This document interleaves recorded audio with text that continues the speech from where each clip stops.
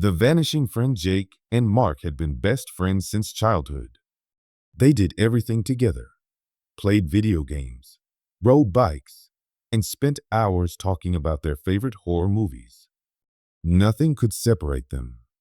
But one night, something happened that changed everything. It all started when Jake was lying in bed, scrolling through his phone. The room was dark except for the soft glow of the screen. He was just about to fall asleep when a notification popped up. It was a Snapchat from Mark.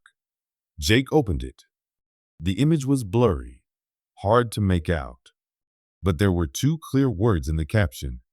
"Help me." Jake frowned. Was this a joke? Mark loved playing pranks, so it wouldn't be surprising if he was just messing around. Still, something about it felt off. He quickly replied, "What's wrong?" and waited. No answer. Jake checked the time. It was past midnight. Maybe Mark had fallen asleep. Shrugging it off, he plugged in his phone and went to bed, assuming he would hear from his friend in the morning. But morning came, and Mark was nowhere to be found. A friend gone missing, Jake waited all morning for a text, a snap, or even a call. Nothing.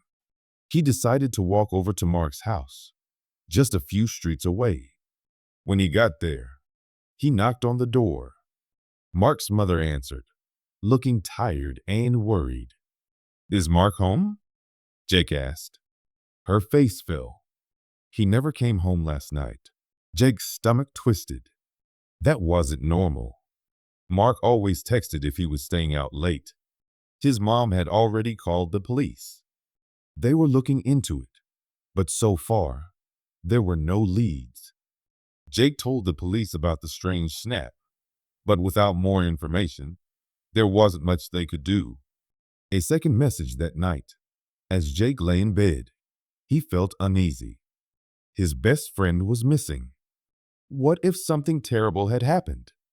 He kept staring at his phone, hoping for a message.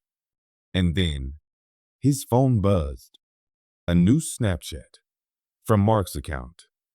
Jake's heart pounded as he opened it. This time, it wasn't a picture. It was a video. The screen was dark at first, but soon, something came into focus. A dimly lit house, old and abandoned. The camera was shaky, as if someone had filmed it while walking. The house looked like it hadn't been lived in for years. The front door was wide open, and inside, a shadowy figure stood in the doorway. Jake's breath caught in his throat. "Mark?" he whispered, though he knew no one could hear him. The video ended. Jake replayed it over and over. Was Mark inside that house? Was he in trouble? He had no idea where the house was, but something about it felt strangely familiar. Then it hit him. The old house in the woods years ago. He and Mark had explored an old house outside of town. It was deep in the woods, miles from any main road. They had gone there as kids, daring each other to go inside. It was spooky back then.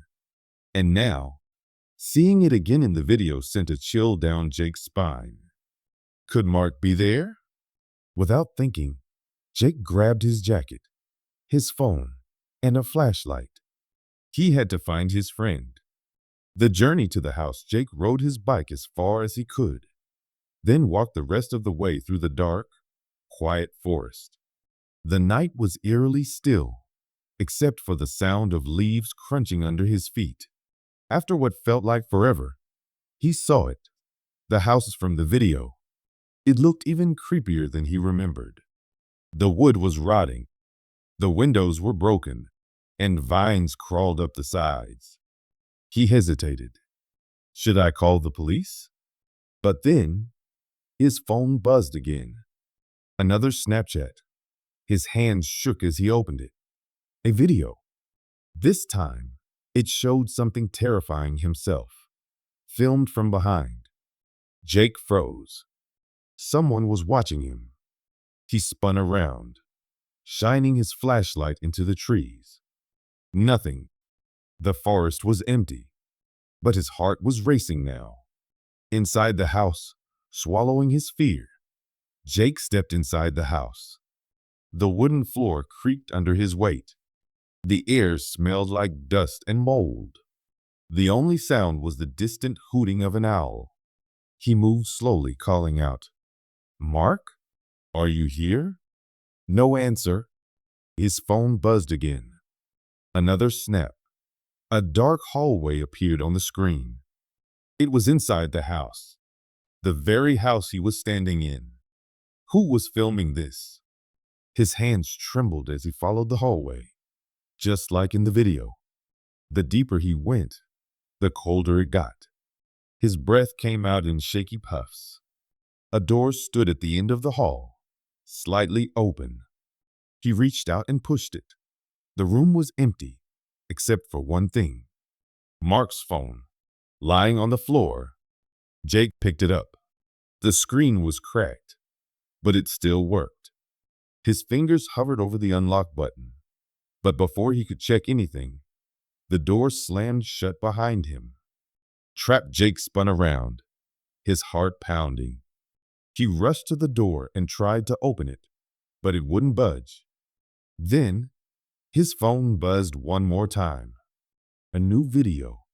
His fingers felt ice cold as he tapped on it.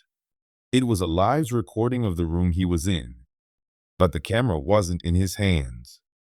Someone else was filming him. His breath hitched. He turned slowly. In the corner of the room, barely visible in the darkness, stood a figure, motionless, watching him. A deep, chilling laugh echoed from his phone. Then, everything went black. The aftermath. Jake woke up outside, lying in the grass, the sun rising in the distance. His head ached. His phone was gone. Mark's phone was gone. The house stood silent behind him, as if nothing had ever happened. He stumbled back home, unable to explain what had happened. Mark was never found. Jake never spoke of that night again, and no one ever received another Snapchat from Mark's account.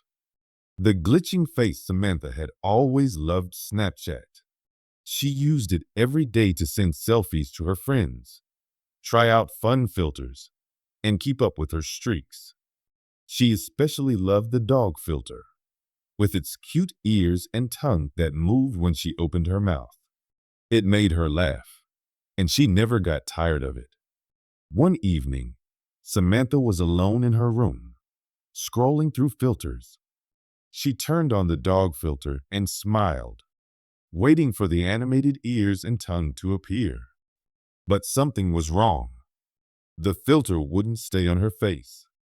Instead, it kept shifting, as if trying to fit onto something beside her.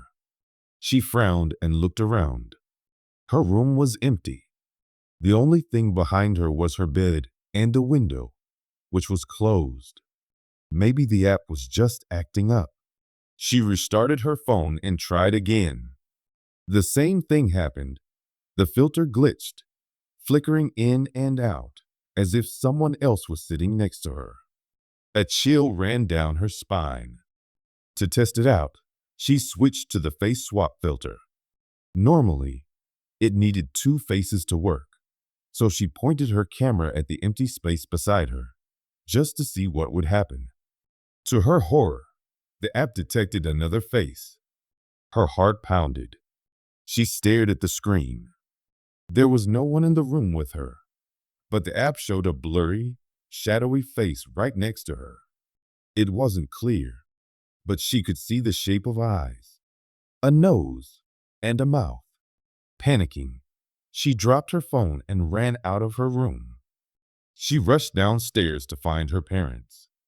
"Mom, Dad, something's wrong with my phone," she gasped. Her parents looked up from the TV. "What happened?" her dad asked.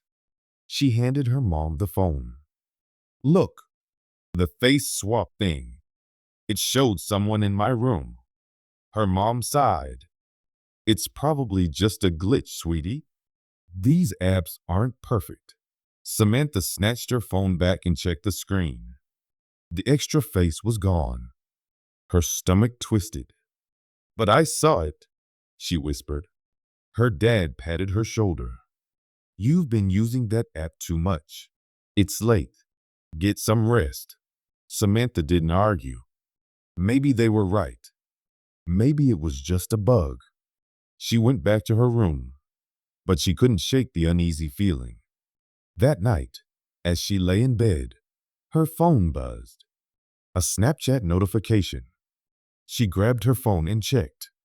It was from an account she didn't recognize. The username was a long string of random letters and numbers. She opened the message. You saw me. Samantha's breath caught in her throat. Her fingers trembled as she stared at the screen. Who was this? How did they know? She quickly deleted the message and blocked the user. Then, she shut off her phone and pulled the covers over her head, trying to convince herself it was just some random troll. But deep down, she knew something wasn't right. The next morning, she deleted Snapchat. She didn't want to take any chances. If it was a hacker or a prank, she didn't care. She just wanted it gone. For a while, everything seemed normal. No strange messages, no weird glitches. But a week later, it started again. Her phone kept buzzing, even though she had deleted Snapchat. When she checked, there were notifications from the same strange account. But now, the messages were worse. You can't hide. I see you. Look behind you. Each time she read them, a cold fear gripped her. She turned around every time, but no one was there. Her room was empty. Her parents thought she was imagining things. Even when she showed them the messages, they assumed it was a virus or spam. But then, something happened that she couldn't explain. One night, she woke up to a strange sound. Her phone was recording a video. She hadn't touched it, but the camera was on, facing her. With shaking hands, she picked up her phone and watched the video. At first, it was just her sleeping face. Then, as the seconds passed, she saw movement in the reflection of her window. A figure, a dark shape standing right behind her. She screamed and threw her phone across the room. Her parents rushed in, panicked. What's wrong? Samantha pointed at the phone, but when they picked it up, the video was gone. No, I saw it. There was someone behind me, she cried. Her mom hugged her. Sweetheart, you've been having nightmares. Maybe it's stress from school. No, it was real, she insisted. But they didn't believe her. The next night, she stayed awake, too afraid to sleep. She kept her phone off and left a flashlight on. Hours passed, and nothing happened. Maybe it was over. Maybe it really was just her imagination. Then, at 3 o'clock, her phone turned on by itself. The screen glowed in the darkness. A new message appeared. Check your camera roll. Her hands shook as she opened her photos. There was a new video. She clicked on it. The recording started with her sleeping. Then, the screen flickered, and a shadowy figure crept closer. Closer, until a pale face appeared, grinning at the camera. It wasn't just standing behind her. It was whispering something. The audio was distorted, but she could hear the faint words. Let me in. Samantha dropped the phone and ran out of her room, screaming. That night, she slept in her parents' room. The next morning, they called a technician to check her phone, but they found nothing unusual. No strange apps, no viruses. But Samantha knew the truth. Something was haunting her. And it wasn't just in her phone anymore. Over the next few days, things got worse. She would hear whispers when she was alone, see movements in the corner of her eye. Her reflection in the mirror seemed wrong, like it was a second slower than her real movements. One evening, she was in the bathroom brushing her teeth when she glanced at the mirror. Her reflection wasn't copying her. It was staring at her, its lips curled into a slow, eerie smile. Samantha froze. Her breath hitched. She took a shaky step back. Her reflection didn't move. Then it whispered, "You saw me." She screamed and ran. Her parents tried to calm her, but she couldn't stay in the house any longer. That night, they packed a bag and went to stay at her grandmother's house. For a while, things were peaceful. No strange messages, no dark figures. Samantha started to feel safe again. Then, one night, she got a notification. One new snap from unknown account. With trembling hands, she opened it. It was a picture of her, taken from inside her closet. And at the bottom, 2 words, "I'm here." The friend request David was never the most popular guy at school. He wasn't the best at sports, didn't have the coolest clothes, and spent most of his free time playing video games. He had a few friends, but they weren't the kind of people who got invited to big parties or had tons of followers on social media. So, when he got a friend request on Snapchat from a girl named Emily, he was surprised and excited. Her profile picture showed a girl with long, dark hair and bright green eyes. She looked like the kind of person who wouldn't usually notice him. Why would someone like her send him a request? Maybe she was new in town? Maybe she had seen him somewhere? Either way, David didn't hesitate. He accepted. That night, she messaged him. "Emily." "Hey." David stared at the message for a moment, then quickly typed back. "David." "Hey. Do we know each other?" She took a few minutes to reply. "Emily. No, but I think you're interesting." David felt a rush of excitement. No one had ever called him interesting before. He smiled and continued chatting with her. They talked about their favorite movies, music, and hobbies. She seemed to like all the same things he did. It was almost too perfect. Over the next few days, they talked every night. Emily sent pictures and short videos, but something was strange about them. They were always in black and white, with no sound. At first, David didn't think much of it, but after a while, curiosity got the best of him. "David, why are all your videos in black and white? And why no sound?" Emily took longer than usual to respond. "Emily, I like it that way." David frowned. It was an odd answer, but he didn't want to push her. He just liked talking to her. So he let it go. One evening, Emily asked him something unexpected. "Emily, do you want to meet?" David's heart raced. He had never met anyone from the internet before.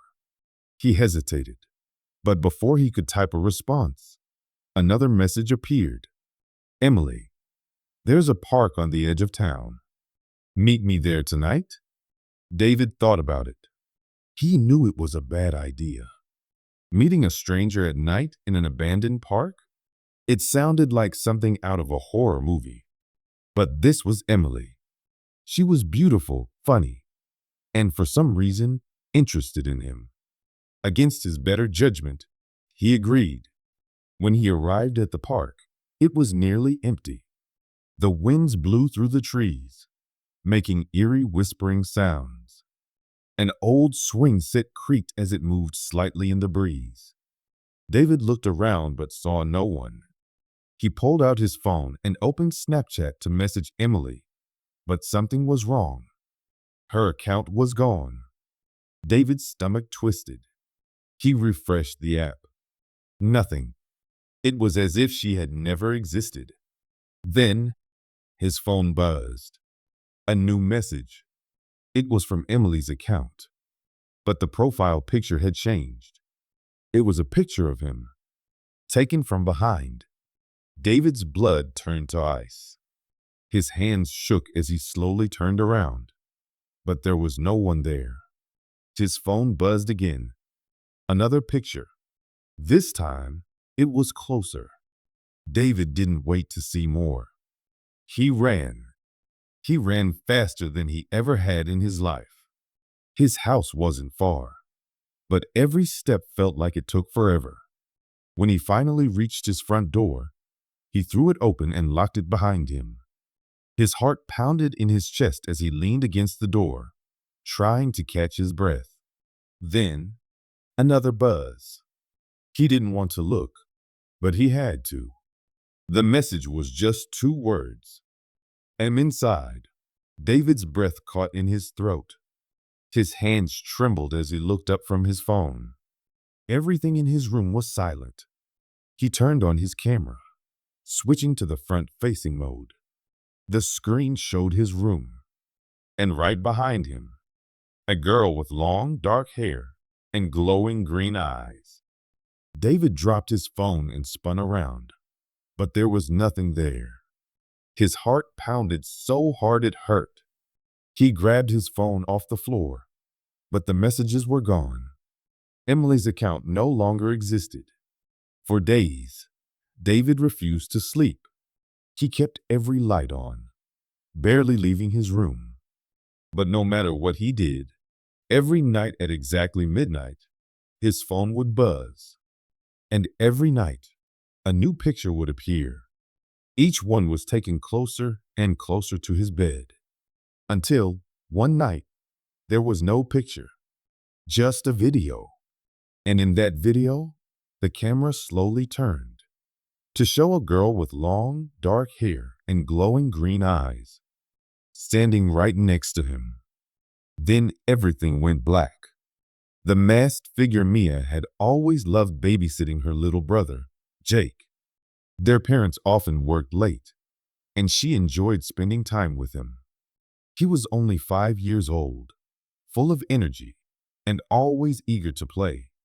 They would watch cartoons, eat snacks, and sometimes even build pillow forts in the living room. Mia never felt scared staying home alone with him. Their house was in a quiet neighborhood, surrounded by friendly neighbors. Nothing ever happened there. But one night, everything changed. It was a cold Friday evening, and their parents had left for a dinner party. Mia and Jake were curled up on the couch, watching a funny animated movie. The winds howled outside, rattling the windows slightly, but Mia didn't pay much attention to it.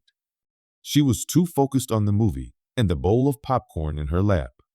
Jake was giggling at a silly scene when Maya's phone buzzed. She picked it up and saw a notification from Snapchat. It was a snap from an account she didn't recognize.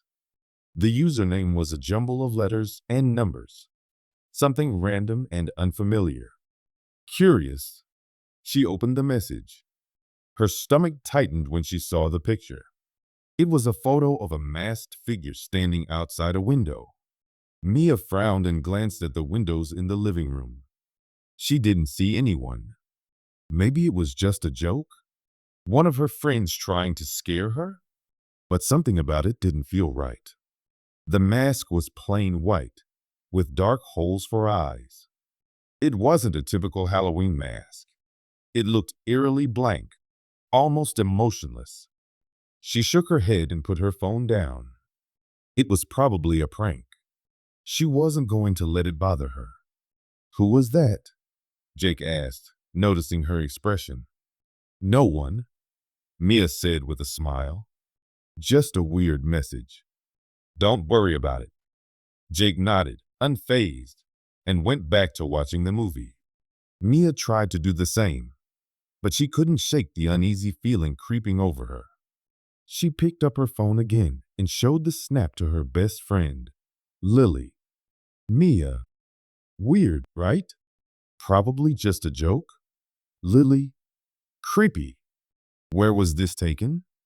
"Mia, I don't know, but it looks like my house. Lily, check outside. Mia hesitated, but decided to look. She got up and walked to the front window, pushing the curtain aside carefully. Her heart pounded, but there was nothing outside. The streetlights cast long shadows on the pavement. Everything was quiet. She let out a breath of relief and locked the front door just in case.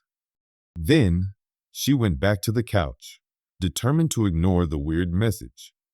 But a few minutes later, another snap arrived. Her hands trembled as she opened it. This time, it was a picture of her house. The same masked figure was there, but now closer, standing at the edge of her yard. A chill ran down her spine. This was no joke. Someone was really outside. Her heart pounded as she quickly blocked the account and turned off her phone. She didn't want to see another message. Mia, are you okay? Jake asked, his big eyes filled with concern. Yeah, she said, forcing a smile. Let's go play in your room. She took his hand and led him upstairs. If someone was outside, she didn't want them near the windows. Once in his room, she locked the door behind them and pulled the curtains shut. Jake was excited about playing with his toy cars, completely unaware of the fear racing through his sister's mind. Mia sat on the bed, trying to calm herself. Maybe it was all a mistake. Maybe someone was messing with her. But then, her phone buzzed again. Even though she had blocked the account, another snap had come through. With shaky hands, she opened it. It was a video. Her stomach dropped when she realized what it was. The video showed a live feed of her living room. Her eyes widened in horror. The masked figure was inside the house. Mia couldn't breathe. She grabbed Jake, holding him tight. Someone was inside. But how? The doors were locked. The windows were shut. Her heart raced as she whispered to Jake, "We need to go. Now." He sensed the fear in her voice and didn't argue. Mia opened the bedroom door slowly, peeking out. The hallway was dark and silent. She held Jake's hand and tiptoed down the hall toward the stairs. Every creak in the wooden floor made her freeze. When they reached the top of the stairs, she peeked down. The living room lights were off. The TV still played the movie, its colors flickering against the walls. But there was no sign of the masked person. Then she saw it. A shadow moved near the front door. Maya's breath hitched. She had to get out. She turned and bolted toward the back door, dragging Jake with her. Her fingers fumbled with the lock. But finally, the door swung open. The cold air hit her face as she ran into the backyard. "Come on, Jake," she whispered, pulling him toward the neighbor's house. The house next door belonged to Mrs. Thompson, a kind elderly woman who often babysat Jake when Mia was busy. Mia pounded on the door, praying she was home. After a few seconds, the porch light flicked on, and Mrs. Thompson opened the door. "Mia? What's wrong?" she asked, noticing the panic on Maya's face. "Someone's in our house," Mia gasped. "Please call the police." Mrs. Thompson's eyes widened, and she quickly ushered them inside. She grabbed her phone and dialed 911 while Mia hugged Jake tightly, trying to stop her hands from shaking. Minutes later, flashing red and blue lights filled the street. The police arrived and searched the house, but they found nothing.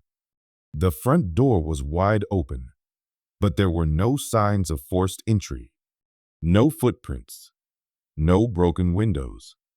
The only thing they found was Maya's phone, sitting on the couch, still recording. She hesitated before picking it up. The screen was still showing a video. With a deep breath, she pressed play. The screen was dark at first, But then the masked figure appeared. He was standing in her bedroom. He held up a sign. "See you soon?" Mia dropped the phone. Her entire body shook. The police officers exchanged worried glances. "Well, keep a patrol car in the area," one of them assured her. "Make sure to keep your doors locked. If you see anything suspicious, call us immediately." Mia nodded, but deep down, she knew the masked figure wasn't gone, and he would be back. The phantom streak Josh and his best friend, Lily, had been keeping a snap streak for over 600 days. Every day, without fail, they sent each other snaps. Sometimes it was just a silly face, a picture of their breakfast, or even just a black screen with an emoji. It became a habit, something they did without thinking. They had been friends since childhood, and this was just another way to stay connected. But one morning, Josh woke up and saw that their streak was gone. A small fire emoji and the number that had once been next to Lily's name had disappeared. Confused, he sat up in bed and rubbed his eyes. Maybe it was just a glitch. He quickly sent her a message. "Hey, our streak is gone." What happened? Minutes passed. Then hours. No reply from Lily. That was strange. She always answered quickly, especially about their snap streak. Josh started feeling uneasy. He checked their last conversation. Everything seemed normal. She had sent him a picture of her dog the night before, and he had replied with a thumbs up emoji. Nothing unusual. Then, in the afternoon, he finally got a snap from her account. Excited, he opened it. But instead of a normal picture or a funny selfie, it was a dark, blurry video. He could barely make out anything, but it looked like there was a shape in the distance. Maybe a shadow? He replayed it, trying to understand what he was looking at. But the more he watched, the less sense it made. Josh sent another message. "Lily? What was that?" But again, no response. More snaps came throughout the day. Each one was darker and harder to see. One showed what looked like an empty hallway. Another showed a door, slightly open, but nothing inside. Then, just before midnight, he got a message. "Help me." Josh's stomach twisted.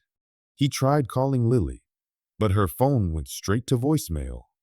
Something was wrong. He grabbed his jacket and ran out of his house, heading straight for hers. When he got there, he knocked on the door. Her mom answered, looking surprised to see him so late at night. "Is Lily home?" Josh asked, trying to keep his voice steady. Her mom's face changed. "She didn't come home last night. We thought she was with you." Josh felt cold all over. "No, I haven't seen her." Her mom's expression turned worried. She called Lily's dad, and soon they were both on the phone, trying to reach her friends. But no one had heard from her. As Josh was about to leave, his phone buzzed. Another snap from Lily's account. He hesitated, then opened it. This time, the video was clearer. It showed Lily sitting on the ground, crying. Behind her were brick walls, like an old basement or an abandoned building. Her mouth moved, but there was no sound. Then the camera shifted. Someone was holding it. Josh's hands shook as he tried calling again, but her phone was still off. He ran to the police station and told them everything. The officers took it seriously. They traced Lily's phone and found a location on the outskirts of town. It was an old, abandoned factory that had been empty for years. Josh and the police rushed there. The place was dark and silent. The air smelled musty, like dust and rust. They moved carefully through the building, flashlights cutting through the darkness. Then they found it. Lily's phone. lying in the middle of the floor, still recording. But there was no sign of Lily. The officers searched every corner, but she was gone. It was as if she had vanished into thin air. Josh picked up her phone with shaking hands. The screen was cracked, but it was still on. He opened the last video. The camera was pointed at the floor, but then it moved. The lens lifted, showing a dark figure stepping closer. Just as it got near, the screen cut to black. That was the last thing anyone ever saw of Lily. Days turned into weeks, and weeks turned into months. The police kept searching, but there were no clues. No footprints, no fingerprints, nothing. It was like she had never been there at all. Josh couldn't sleep. He kept checking his phone, hoping for some kind of answer. Then, one night, it happened. A new snap from Lily's account. His heart pounded as he opened it. Darkness. Nothing but a black screen. He received another one the next night, and the next. Every time he opened them, all he saw was darkness. But he swore, sometimes, if he listened closely, he could hear breathing. Some say Lily ran away. Others believe something took her that night. But Josh knows the truth, because sometimes, when he's about to fall asleep, he hears a notification. Another snap. And when he opens it, for just a second, he thinks he can see eyes staring back at him from the darkness.